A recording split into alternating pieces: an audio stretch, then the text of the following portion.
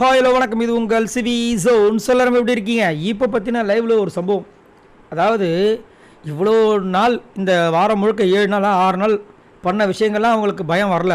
அப்போல்லாம் நல்லா தைரியமாக பேசிட்டாங்க இந்த விஜய் பார்வதி. இப்போ திடீர்னு ஒரு பெரிய பயம்.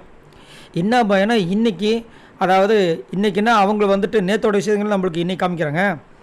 ஸோ நாளைக்கு சனிக்கிழமை எபிசோடில் வந்துட்டு நம்ம அண்ணன் என்னை போட்டு வெளுத்துட்டாருன்னா என்ன பண்ணுறதுன்னு பயப்படுறாங்க. ஏம்மா இதை இப்போ பயந்து என்ன பிரயோஜனம்? எல்லாம் டெலிகாஸ்ட் ஆகிடுச்சு. அண்ணன் மட்டும்தான் வெளுத்துறா, மீதி எல்லாருமே வெளுத்துறாங்க. என்னம்மா அப்படின்னா, இல்லை முதல் நல்லா தான் கரெக்டாக தான் போயிட்டு இருந்தது, அந்த ஸ்பெஷல் பவர் வந்துச்சுல்ல அதுலேருந்து தான் கொஞ்சம் மாறிடுச்சு, நான் கொஞ்சம் ஓவராக தான் பண்ணிட்டணும் அப்படின்னு கேட்டு ஆதிரிக்கிட்ட கேட்குறாங்க. ஆதிரி இல்லை ரொம்ப ஓவராக பண்ணிட்டேன், கொஞ்சம் கொஞ்சமாக ஆட்டம் போட்டேன் அப்படின்ற மாதிரி. இல்லை அது வந்தவொடனே சரி கொஞ்சம் இந்த மாதிரி பண்ணலாம் அந்த மாதிரி பண்ணலாம் கொஞ்சம் திங்க் பண்ணி இந்த மாதிரி பண்ணிட்டான்ற மாதிரி செப்பக்கட்டு காரணம். ஆனால் அவங்க பண்ணதுக்கு முழுக்க காரணம் என்ன உங்களுக்கு எல்லாருக்கும் தெரியும்.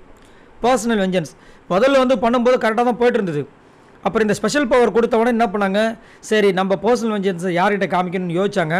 அப்போது சபரியும் எஃப்ஜேவும் ஆல்ரெடி உங்களுக்கு பிடிக்காது, அதனால் அவங்கள போட்டு பொழக்கணும்னு சொல்லிட்டு இந்த விபரீத முடிவு. கூடவே பார்த்திங்கன்னா இந்த டாஸ்க்கு வின் பண்ணுறவங்க வந்து யார்கிட்ட டீல் போட்டுக்கலாம் அப்படின்னும் போது சுபிக்ஷா வந்து நான் உனக்கு வந்து நாமினேஷன் ஃப்ரீ பாஸ் தரேன், ரம்யாவை நான் பண்ணுறேன் அப்படின்ன உடனே அவங்க 2 பேருக்கும் பண்ணணும்னா இவங்க 2 பேர் தோக்கணும்னு சொல்லிட்டு அந்த வேலையை பண்ணி ஆரம்பிச்சிட்டாங்க.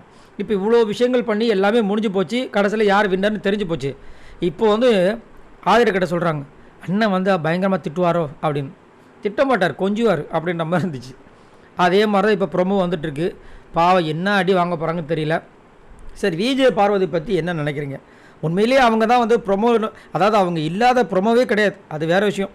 ஆனால் இருக்கிற லைவாக இருந்தாலும் சரி எல்லாத்துலேயுமே வந்துட்டு ஒரு சம்பவம் பண்ணிகிட்டே இருக்காங்க. கொஞ்சம் அது வந்து கண்டென்ட்டாக இருந்தாலும் நிறைய வந்து கொஞ்சம் இரிட்டேட்டாகவும் இருக்குது. இதை பற்றி என்ன நினைக்கிறீங்க? மறக்காம கீழே கமெண்ட்ஸ் பண்ணுங்கள் பாய் நண்பர்களே.